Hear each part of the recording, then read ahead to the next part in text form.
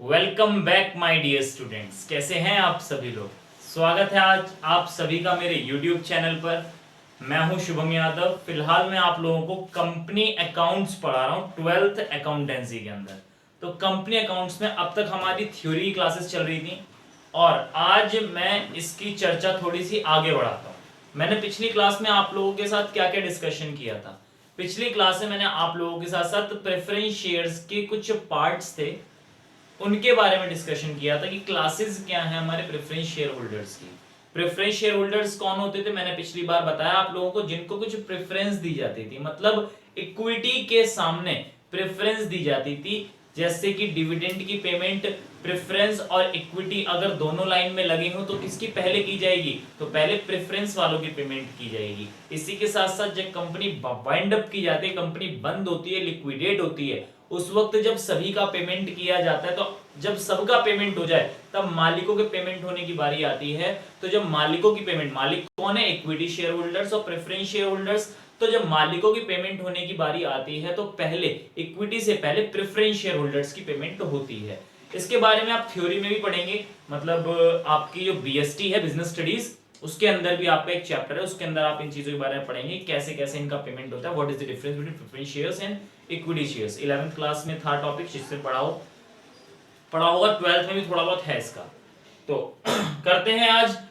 कल मैंने आप लोगों के साथ 8 पार्ट्स इसके डिस्कस किए थे। एक था cumulative preference share, non cumulative preference share, दूसरा था participating preference share, non participating preference share, तीसरा था convertible preference share, non convertible preference share, और चौथा था redeemable and irredeemable preference share. है तो ये चार ही, लेकिन मैंने तो 8 फॉर्म में सामने लिख दिया था। क्यों लिख दिया था 8 फॉर्म में, ताकि आप लोगों को समझ में आए कि आपके सामने 8 क्लासिफिकेशन है प्रेफरेंस शेयर्स की। तो पहला पार्ट हमारा क्या है, cumulative and non cumulative preference shares.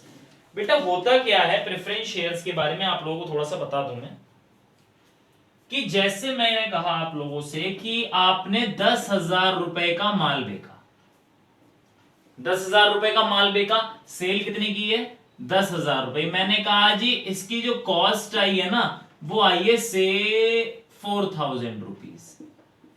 तो 6,000 रुपए आपके बचे। 6,000 रुपए में आपने एक और खर्चा कर दिया, जिसको मैं फिक्स्ड और वेरिएबल का नाम ले सकता हूं। ये मैं कह दूं इसको 1,000 रुपए।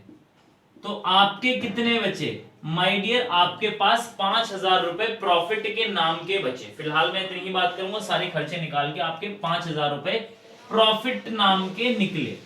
इस प्रॉफिट में से पता क्या कराया था, हालांकि है तो और भी सही, कई सारे इंटरेस्ट भी होता है, आपका टैक्स भी होता है, लेकिन मैं अभी इनके बारे में डिस्कशन नहीं कर रहा हूं। इनके बारे में डिस्कशन मैं तब करूंगा जब इनकी जरूरत पड़ेगी। फिलहाल केवल मैं इतना समझें कि ये जो प्रॉफिट है, ये प्रॉफिट मालिकों को दिया जाएगा।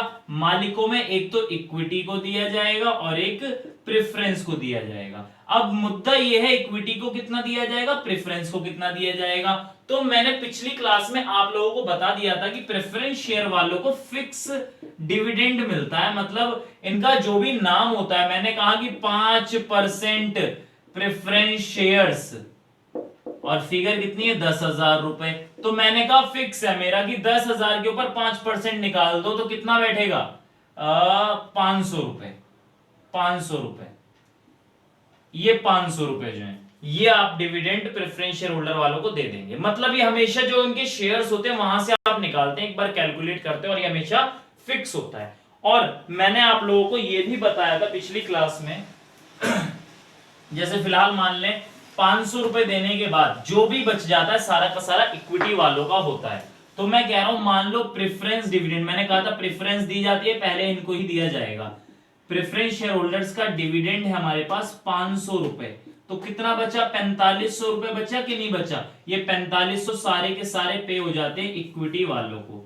इक्विटी डिविडेंड के नाम से सारे के सारे पे हो जाते हैं। जब तक क्वेश्चन कुछ ना कहे, जब तक क्वेश्चन कुछ ना कहे तब तक आप यही मान के चलेंगे कि इक्विटी वालों का सारा पेमेंट, मतलब जो बैलेंस जो भी बच गया वो सारा इक्विटी का पेमेंट होता है। लेकिन कभी कभी क्वेश्चन में कह देता है कि आपको ना शेयर्स के हिसाब से डिविडेंड बांटना है, कि भाई 2 रुपए पर शेयर के हिसाब से। अब जितने शेयर होल्डर्स होंगे उनकी 2 रुपए से मल्टीप्लाई कर दो, आपका आंसर आ जाएगा। हालांकि इसके बारे में डिस्कशन भी मैं बाद में करूंगा, जब क्वेश्चंस कराऊंगा तब सब कुछ डिस्कस होगा, लेकिन फिलहाल के लिए आप केवल इतना समझें कि जितना बच जाएगा बाद में सारा इक्विटी वालों को दे दिया जाता है। ये तो एक बात हुई। मैंने कहा ये चाहे आपको प्रॉफिट हो चाहे लॉस हो, चाहे प्रॉफिट हो चाहे लॉस हो, आपको देना ही पड़ेगा, देना ही पड़ेगा। यही तो है कि मान लो आपको प्रॉफिट हो जाए या लॉस हो जाए, आपको प्रेफरेंस डिविडेंड देना ही पड़ेगा। अब जरा मेरे एक और एग्जांपल समझें। मैंने कहा मान लीजिए सेल हुई है 5,000 रुपए की, 5,000 रहने दो, इसको करते हैं, हाँ चलो 5,000 ले लेते हैं। 5,000 रुपए की सेल हुई थी और कॉस्ट जो था, कॉस्ट बैठे इसकी 4,000 रुपए। कितने बैठे? 1,000 रुपए। उस 1,000 में फिक्स्ड कॉस्ट जो थी वो थे 800 रुपए। तो माय डियर कितने? 200 रुपए का आपका प्रॉफिट आया आपके सामने। क्या आया? 200 रुपए का प्रॉफिट आया आपके सामने। ये प्रॉफिट कैसे कैसे दिया जाएगा? हमसे कहा पहले प्रेफरेंस वालों को दे दो और उसके बाद इक्विटी वालों को दे दो। तो प्रेफरेंस डिविडेंड कितना बैठा? मैंने तो कैलकुलेट कर रखा था, 500 रुपए बैठा। तो माय डियर जैसे आपने प्रेफरेंस का डिविडेंड दिया तो आप लॉस में आ गए। आ गए कि नहीं आ गए लॉस में? अब जब आप लॉस में आ गए तो क्या इक्विटी वालों को कुछ देना बनता है? इक्विटी वालों को कुछ नहीं दिया जाएगा। बात समझ में आती है? प्रेफरेंस वालों को ही दिया जाएगा, लेकिन केवल 200 रुपए केवल 200 रुपए।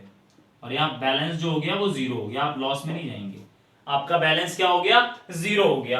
अब आप कहेंगे सर प्रेफरेंस वालों को तो आपने कहा था कि इनको तो फिक्स दिया जाता है 500 रुपए, इसमें ना तो कम होगा ना ही ज्यादा होगा, तो आपने यहां क्यों कम कर दिया? बेटा 2 मिनट रुको। मैंने कहा आपके 200 रुपए चले तो गए, साथ ही साथ आपके एरियर्स, एरियर्स मतलब रुका हुआ पैसा, एरियर्स ऑफ दिस ईयर, मतलब मैं कह दूं अगर ये हम बात कर रहे हैं कौन से ईयर की, ये 2020 की बात कर रहे हैं, arrears of year 2020, 300 preference dividend इतना बैठेगा। और अगली साल मैं कह दूं 2021 में अगर मुनाफा होता है, मतलब प्रॉफिट होता है, तो क्या किया जाएगा? आप इस डिविडेंड को दे देंगे। अब मान लीजिए आप कहेंगे कि सर हो सकता है अगले साल भी लॉस हो जाए, तब क्या करोगे? तो कोई प्रॉब्लम नहीं है, हम इसको कर ही लेते हैं एक बार। मैंने कहा आपसे कि 2021 में आपकी सेल, इस फिगर वही है, देख लेना, बार बार नहीं लिखूंगा। 2021 में आपके पास सेल हुई थी से 6,000 रुपीज, जो कॉस्ट बैठी है वो बैठी 4500 रुपए। तो कितना बैठा यहां पर? आपके 1500 रुपए आए, इसमें आपने फिर 1,000 रुपए, 900 रुपए कर लो, 900 रुपए आपका खर्चा और बैठा। तो कितने बचे आपके पास? ये आपके पास 600 रुपए बचे। एक सेकेंड, 900 नहीं, 1100 करो, 1100 से 1100। तो आपके पास कितने बचे? 400 रुपए बचे कि नहीं बचे? 400 रुपए बचे। प्रेफरेंस वालों को कितना दिया जाएगा? माय डियर प्रेफरेंस वालों को तो 500 देना था, लेकिन आपको 400 देने पड़ेंगे। तो इस बार भी लॉस हो गया और आपके जो एरियर हो गए कब के? 2021 के। कितने हो गए टोटल? अब इस बार के 100 रुपए हो गए, टोटल 400 रुपए हो गए। अब मैं अगले साल की बात करूं, मैं बात कर रहा हूं 2022 की। तो 2022 की बात कर रहा हूं, तो मान लो 7,000 रुपए और यहां पर आपके 5,000 रुपए खर्चा हुआ, तो 2,000 रुपए आपका ये बैठा। मैं कह दूं यहां पर मोटा मोटा आपसे लगभग 900 रुपए खर्चा मान लो, तो कितना बैठा? 1,100 रुपए ये रहा। तो आपने क्या करना है, इस बार आपके पास प्रॉफिट है, तो आपने क्या किया? पहले प्रेफरेंस डिविडेंड 500 रुपए दे दिया। कितने बचे माय डियर? आपके पास 600 रुपए बचे। 600 रुपए बचने के बाद क्या अब आप लोग 600 रुपए इक्विटी वालों को दे देंगे? इक्विटी वालों को नहीं देंगे, बल्कि पिछला वाला जो एरियर था आप उसे क्लियर करेंगे। आप 301 और 101 पिछले वाले प्रेफरेंस शेयर वालों को दे देंगे। तो कितना बचेगा आपका? 200 रुपए बचेंगे और ये 200 रुपए इक्विटी वालों को दिए जाएंगे। बात समझ में आती है कि नहीं आती? मतलब कहने का मतलब सीधा सीधा ये है कि मान लो अगर किसी साल एरियर्स बचते हैं, अगर किसी साल आपके प्रेफरेंस डिविडेंड का कुछ एरियर बच जाता है तो आगे भविष्य में होने वाले प्रॉफिट में से आप उसको दे देंगे। बात समझ में आई या नहीं आई? बोलते हैं क्यूमुलेटिव प्रेफरेंस शेयर्स। क्या बोलते हैं? Cumulative preference shares. मतलब ये कि जब किसी पिछले साल में आपके पास एरियर्स थे प्रेफरेंस शेयर्स के और आपके पास जब भी प्रॉफिट आया, जैसे कि इस क्वेश्चन में हमारे पास 2022 में प्रॉफिट आया, मे भी 2024 में आता, मे भी 2026 में आता, पिछले जो भी आपके एरियर्स रहे थे प्रेफरेंस डिविडेंड के, तो पहले इक्विटी वालों की पेमेंट करने से पहले आपको वो एरियर्स खत्म करने होंगे। बात समझ में आती है? इसको हम क्यूमुलेटिव प्रेफरेंस शेयर बोलते हैं। क्या बोलते हैं? Cumulative preference share. Cumulative preference share क्या होते हैं? क्यूमुलेटिव प्रेफरेंस शेयर्स भैया वो होते हैं कि अगर कोई एरियर्स डिविडेंड के होते हैं, प्रेफरेंस डिविडेंड के, तो उनके पास राइट होता है। क्या राइट होता है? कि वो जब भी एडिक्वेट प्रॉफिट होगा, मतलब जब भी पर्याप्त प्रॉफिट होगा, जब भी उनके पास पर्याप्त प्रॉफिट होगा, सफिशिएंट प्रॉफिट होगा, तब वो लोग क्या करेंगे, उस अपना जो राइट है, मतलब जो अपने डिविडेंड लेने का, जो फिक्स डिविडेंड लेने का उनका जो हक था, वो पहले फिक्स डिविडेंड अपना लेंगे, उसके बाद अगर कुछ बचेगा तो वो इक्विटी वालों का हो जाएगा। अब बात करते हैं नॉन क्यूमुलेटिव प्रेफरेंस शेयर्स की। नॉन क्यूमुलेटिव प्रेफरेंस शेयर्स क्या होते हैं? My dear, non cumulative preference shares वो प्रेफरेंस शेयर्स होते हैं जिसमें कोई भी एरियर्स देने का प्रावधान, जो प्रोविजन नहीं होता। कैसे भला? मैंने कहा आपसे कि जी पिछली बार मतलब 2020 में 300 रुपए एरियर रह गए थे, मैंने कहा 2021 में 100 रुपए एरियर रह गए थे, और जैसे ही 2022 में प्रॉफिट आया तो मैंने कहा भाई साहब मेरे पास नॉन क्यूमुलेटिव प्रेफरेंस शेयर्स हैं, मेरा जरा 400 रुपए का पिछला बकाया पेमेंट करा दो। साफ मना कर दिया जाएगा। क्यों? क्योंकि नॉन क्यूमुलेटिव प्रेफरेंस शेयर्स में पिछले अगर कोई एरियर्स हैं उनका कोई भी राइट नहीं होता। ये सारे 600 रुपए किसको दे दिए जाएंगे? ये इक्विटी वालों को दे दिए जाएंगे। तो ये बात बिल्कुल क्लियर होनी चाहिए, ये बात बिल्कुल क्लियर होनी चाहिए कि इक्विटी वालों की जो स्थिति होती है वो इक्विटी वालों को, सॉरी, प्रेफरेंस वालों की जो स्थिति होती है, अगर नॉन क्यूमुलेटिव है तो अगर कोई एरियर्स हैं तो उसकी पेमेंट फर्दर आगे नहीं होती भविष्य में, और अगर क्यूमुलेटिव है तो बेटा एरियर्स आगे जाते जाते आपको पेमेंट करनी है। अब मैं बात करूं, अगर क्वेश्चन में लिखा नहीं है कि आपके पास प्रेफरेंस शेयर्स कौन से वाले, जैसे मैंने ये कहा, मैंने कहा 5% प्रेफरेंस शेयर्स 10,000 के हैं, मैंने तो नहीं लिखा कि 5% क्यूमुलेटिव है या नॉन क्यूमुलेटिव है। मतलब when question is silent about whether my preference shares are cumulative or non cumulative, then we have to assume कि हमारे प्रेफरेंस शेयर्स कौन से वाले हैं? हमारे preference shares cumulative preference shares हैं। हमेशा ध्यान रखना, in the absence of any information about the specified name of preference shares, then we must require to assume that our preference shares are cumulative preference shares। बात समझ में आती है? तो ये हमारे कौन से वाले प्रेफरेंस शेयर्स हैं? ये क्यूमुलेटिव प्रेफरेंस शेयर। जब मैं सारे प्रेफरेंस शेयर्स कराऊंगा दोबारा इस पॉइंट पर आऊंगा। खैर, अगला पॉइंट था हमारा कौन सा भला? Participating preference shares. भैया इसकी थ्योरी आपको या तो बुक्स में मिल जाएगी या फिर आप एक काम करना, भैया जो ग्रुप में है मेरे, उस ग्रुप के अंदर मैं पीडीएफ भेज दूंगा, वहां से आप लोग नोट्स नोट कर लीजिएगा, ठीक है? क्योंकि मैंने अपने नोट्स में पूरी की पूरी थ्योरी उतारी है और उस थ्योरी को आप एग्जाम में लिखने वाले हैं। थ्योरी कुछ नहीं है, सिंपल थ्योरी है, जो मैंने अभी आपको एक्सप्लेन किया बस वही इंग्लिश में लिख दिया है। आप अपनी बुक की थ्योरी, आपके टीचर्स ने अगर आपको कोई थ्योरी दी है, आप वो थ्योरी कुछ भी लिख सकते हो, आपको पूरी छूट है, ठीक है? बस आपको समझ में आ जाएगा जैसे ही आप इसको पढ़ेंगे अपनी बुक्स के अंदर, जैसे मैंने आपको एक्सप्लेन कर दिया उसके तुरंत बाद, ठीक है? तो अगला पॉइंट था हमारा पार्टिसिपेटिंग वर्सेस नॉन पार्टिसिपेटिंग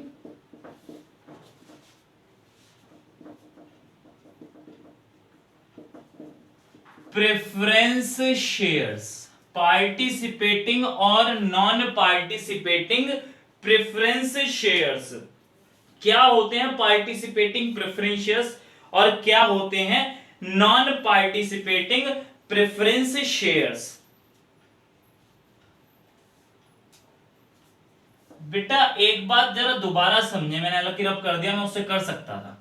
मैं मान लीजिए 2020 की बात कर रहा हूं, सेल मेरी हुई है 10,000 रुपए की, मेरा जो वेरिएबल कॉस्ट है वो आया है 4,000 रुपए, कितने बचे 6,000 रुपए, फिर मेरी फिक्स्ड कॉस्ट आई है। अब आप कहेंगे सर वेरिएबल कॉस्ट क्या है, फिक्स्ड कॉस्ट क्या है? बेटा वेरिएबल कॉस्ट आपकी फ्लक्चुएटिंग कॉस्ट होती है, मतलब वो घटती बढ़ती रहती है, और फिक्स कॉस्ट मतलब फिक्स रहता है। जैसे मैं कह दूं आप बिजनेस कर रहे हो तो आपके जो बिजनेस की प्रीमिसेस है जहां बिजनेस कर रहे हो उसका रेंट, आप चाहे कितना ही तगड़ा बिजनेस कर लें लेकिन आपका रेंट तो फिक्स ही होगा। अगर 10,000 रुपए महीने का हो गया, 20,000 रुपए महीने का हुआ या 50,000 रुपए महीने का हुआ, आपका वो फिक्स ही रहना है। चाहे आपके 1 रुपया सेल हो, चाहे 1,00,000 रुपया सेल हो, चाहे 1 करोड़ रुपया सेल हो, आपसे बिजनेसमैन कभी ज्यादा नहीं लेगा। इसको हम बोलते हैं फिक्स्ड कॉस्ट। और वेरिएबल कॉस्ट मतलब भाई मान लीजिए आप जब ज्यादा माल बनवा रहे हैं तो लेबर भी उतनी लगने वाली है, आपका रॉ मटेरियल भी उतना ही लगने वाला है, आपके गाड़ी का भाड़ा भी उतना ही लगने वाला है। अगर कम माल बनवा रहे हैं तो लेबर भी कम लगेगी, आपके भाड़ा भी कम लगेगा। साथ ही साथ मैं बिजली की भी बात कर रहा हूं, अगर मान लीजिए आप ज्यादा मशीन चलाएंगे तो क्या होगा, बिजली का बिल ज्यादा आएगा, और अगर आप मशीन कम चलाएंगे तो बिजली का बिल कम आएगा। मतलब जैसे जैसे आपका माल बढ़ता जाता है वैसे वैसे वेरिएबल कॉस्ट बढ़ती जाती है, जैसे जैसे माल घटता जाता है वैसे वैसे वेरिएबल कॉस्ट घटती जाती है। फ्लक्चुएटिंग नेचर का होता है। हमारे बिजनेस में दो ही प्रकार का खर्चा होता है, एक और खर्चा होता है लेकिन आपके 12th के लिए इररेलेवेंट है वो 12th के बाद अगर आप सीए करते हैं तो कॉस्ट अकाउंटिंग आपका एक सब्जेक्ट होता है इंटरमीडिएट लेवल में, वहां पर आपको ये पढ़ने को मिलेगा। हालांकि बीकॉम में भी सेकंड ईयर में हमारे पास, वहां भी आपको पढ़ने को मिल सकता है अगर कोई ढंग से पढ़ाई करे तो। बीकॉम में पढ़ता ही कौन है यार, पर सीए में तो आप जरूर पढ़ोगे। खैर, मैंने कहा मान लीजिए 1,000 रुपए का मेरा खर्चा है और 5,000 रुपए का मेरा प्रॉफिट आया। मैंने कहा जी पिछले एग्जांपल को ही मैं बेस मान लेता हूं कि मान लीजिए प्रेफरेंस डिविडेंड जो था वो 500 रुपए था। 500 रुपए होने के बाद 4500 रुपए मैंने कहा था जब तक क्वेश्चन में कुछ ना लिखा हुआ हो आप ये मानकर चलेंगे कि पूरे के पूरे 4500 रुपए किसके हैं, ये पूरे के पूरे 4500 रुपए इक्विटी वालों के हैं। लेकिन मैं कह रहा हूं इस बार क्वेश्चन में लिखा है, क्वेश्चन में लिखा है कि आपके पास केवल 10,000, सॉरी 10 छोड़ो, मैं कह दूं 1,000, हाँ चलो 1,000 शेयर्स हैं। कौन से वाले, इक्विटी शेयर्स हैं। आपके पास 1,000 इक्विटी शेयर हैं और क्वेश्चन में यह लिखा हुआ है कि आपको 2 रुपए पर शेयर के हिसाब से डिविडेंड देना है इक्विटी वालों को। इक्विटी डिविडेंड 2 रुपए पर शेयर के हिसाब से देना है। तो माय डियर शेयर्स कितने के हुए, 1,000 शेयर, तो टोटल 2,000 रुपए देने हैं इक्विटी डिविडेंड के। बात कुछ समझ में आती है नहीं आती? तो अब मैंने कहा 4500 रुपए प्रॉफिट था तो मैंने कहा कि मैं इक्विटी डिविडेंड दूंगा, तो मैंने 2,000 रुपए इक्विटी डिविडेंड दे दिया, बचे कितने 2,500 रुपए। मतलब ये वो पैसा है जो प्रेफरेंस और इक्विटी दोनों की पेमेंट करने के बाद बच गया। अब हमने तो ये पढ़ा था कि प्रेफरेंस वालों को तो एक बार जो दे दिया जाता दोबारा नहीं दिया जाता। मैं बता दूं आपको, जब प्रेफरेंस वालों को एक बार दे दिया जाता है तो उन्हें दोबारा नहीं दिया जाता। लेकिन पार्टिसिपेटिंग प्रेफरेंस शेयर में यह होता है कि एक बार प्रेफरेंस शेयर को देने के बाद अगर इक्विटी वालों को देने के बाद भी कुछ सरप्लस बचता है, कुछ पैसा बचता है, तो इस पैसे में हक दोनों का है। अब प्रेफरेंस शेयर्स दोबारा मांगेंगे, प्रेफरेंस शेयर होल्डर्स दोबारा कहेंगे भाई साहब हमें इसमें भी प्रॉफिट दो, हमें इसमें भी मुनाफा दो, और इक्विटी वालों को तो मिलेगा ही मिलेगा, भाई वो तो अल्टीमेट मालिक हैं। लेकिन प्रेफरेंस वाले भी चिल्ला चिल्ला के आ जाएंगे भाई साहब हमें दो, नहीं तो हम हड़ताल पे बैठ जाएंगे। बात समझ में आती है? तो पार्टिसिपेटिंग प्रेफरेंस शेयर्स कौन से प्रेफरेंस शेयर्स होते हैं? ये वो प्रेफरेंस शेयर्स होते हैं जब इक्विटी डिविडेंड पे करने के बाद भी अगर कोई सरप्लस बच जाता है तो प्रेफरेंस वाले दोबारा उसमें उनसे डिमांड करते हैं कि भाई साहब हमें दोबारा डिविडेंड दो। ठीक है। लेकिन नॉन पार्टिसिपेटिंग प्रेफरेंस शेयर क्या होते हैं? नॉन पार्टिसिपेटिंग प्रेफरेंस शेयर्स वो प्रेफरेंस शेयर्स होते हैं कि मान लीजिए अगर इक्विटी डिविडेंड देने के बाद कोई सरप्लस बच जाता है तो प्रेफरेंस वाले अब नहीं मांग सकते, उन्हें अब कुछ नहीं मिलेगा। बात समझ में आती है या नहीं आती? तो प्रेफरेंस शेयर्स कौन, पार्टिसिपेटिंग प्रेफरेंस शेयर्स कौन होते हैं कि भैया उन्हें जो फिक्स डिविडेंड जो दे दिया इसके एडिशन में अगर कुछ सरप्लस बचता है तो वो दोबारा पैसे मांग सकते हैं। कुछ बात पल्ले पड़ी या नहीं पल्ले पड़ी? बिल्कुल पल्ले पड़ी। चलिए अब मैं कह रहा हूं कि मान लीजिए क्वेश्चन के अंदर नहीं लिखा हुआ, मैंने पिछले क्वेश्चन में क्या लिखा था, 5% प्रेफरेंस शेयर, अब मुझे याद नहीं कितना था, शायद 5000 था, 10,000 था, 5% 500 बैठा था ना, 10,000 रुपए। मैंने नहीं लिख रखा कि कौन से वाले प्रेफरेंस शेयर है, क्या पार्टिसिपेटिंग प्रेफरेंस शेयर है या नॉन पार्टिसिपेटिंग प्रेफरेंस शेयर है। बस सिंपल सी बात है, in the absence of any information अगर आपको ये चेक करना है कि आपके preference shares participating preference shares हैं या नॉन पार्टिसिपेटिंग प्रेफरेंस शेयर्स हैं, तो माय डियर ये कौन से वाले हैं, ये नॉन पार्टिसिपेटिंग है, ध्यान रखिएगा इस बात का। In the absence of any information about the name of preference share, that whether our preference shares are participating preference shares or non-participating preference shares, तो हमारे preference shares कौन से हैं, non-participating preference shares हैं। दो पॉइंट अभी तक हमारे सामने आए, कौन कौन से, कि अगर क्वेश्चन साइलेंट, एग्जाम में क्वेश्चन आ जाता है, अगर क्वेश्चन साइलेंट है तो आप क्या कहेंगे कि आपका प्रेफरेंस शेयर क्या है, आपका क्यूमुलेटिव है या नॉन क्यूमुलेटिव है। हमने कहा था कि हमारा क्यूमुलेटिव है। उसके साथ साथ हमसे कहा गया क्या कि आपका पार्टिसिपेटिंग है नॉन पार्टिसिपेटिंग है, जी हमारा नॉन पार्टिसिपेटिंग है। एक पर्टिकुलर पॉइंट ऑफ टाइम पर क्वेश्चन साइलेंट है तो आप मान के चलेंगे आपके प्रेफरेंस शेयर क्यूमुलेटिव भी है और नॉन पार्टिसिपेटिंग भी है। अब आपके पास सी और डी दो पार्ट और आते हैं, कौन कौन से, रिडीमेबल, इररिडीमेबल, और आपके पास एक और आता है कन्वर्टिबल, नॉन कन्वर्टिबल। बात समझ में आती है। इनके बारे में चर्चा मैं अगली क्लास में करूंगा, आज थोड़ी लंबी क्लास हो जाएगी, लेकिन थ्योरी के ये पॉइंट बहुत बहुत बहुत ज्यादा इंपॉर्टेंट है, बहुत ज्यादा इंपॉर्टेंट से कहते हैं।